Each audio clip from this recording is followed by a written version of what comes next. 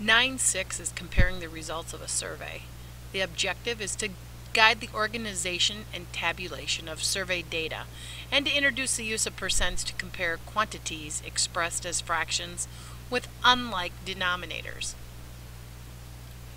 Let's do a few mental math and reflexes. Again, we're going to do this as percent signs and decimals. So 1/2, again, 0.5 or 50%. 1/4, 0.25 or 25%. 1/10, 0.1 or 10%. 3/5. Remember, if you struggle with this, think of it as 100.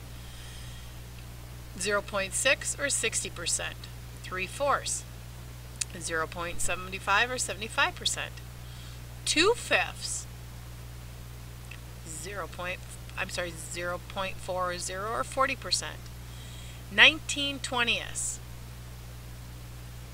0.95 or 95%. 24/25, 0.96 or 96%. And 9/3. Well, 3 goes into 9 3 times, so 3.0, 300%. Be sure to practice these even if you're listening with me, and be aware of how I'm figuring these out, because it will come in handy for you later. So use your calculator, rename the following fractions as percents. First of all, start out with 18/63.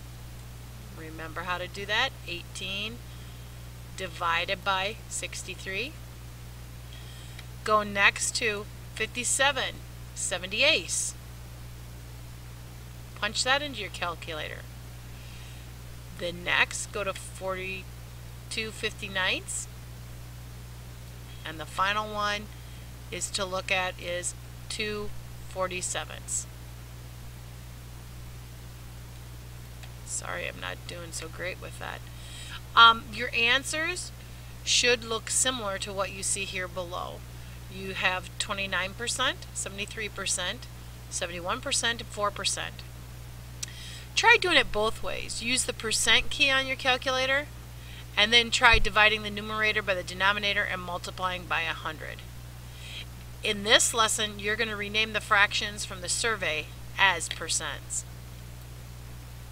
So I went ahead in your math journal, page 261, I went in and filled in the class results for the trivia survey. Use the numbers that I gave you to fill in the columns for the yes over total here, meaning you got to write the fraction of the yeses. So your fraction for this first one would look like this. 1. What was my total? Well, it was 26. So you need to use your calculator to figure out what 1 divided by 26 equals in order to figure out what your percent who said yes were. And don't forget, make sure that we're putting that percent sign after you do this page and each problem. When you get done with that and you've checked your answers, I want you to go to Math Journal page 262. I want you to remember to use your SRB first if you forget how to do a scale, and then if you're still struggling or if you had some wrong, go ahead and step back to me at the back table and I'll help you to make sure you get the next ones right. And the final thing you're going to do for 9-6 is the study link. Make sure to do the top part, do all 3 columns, do the total shots, and then change that into a fraction, and then do the final step and make that into a percent. Make sure to do the practice on the bottom before you turn it in to me.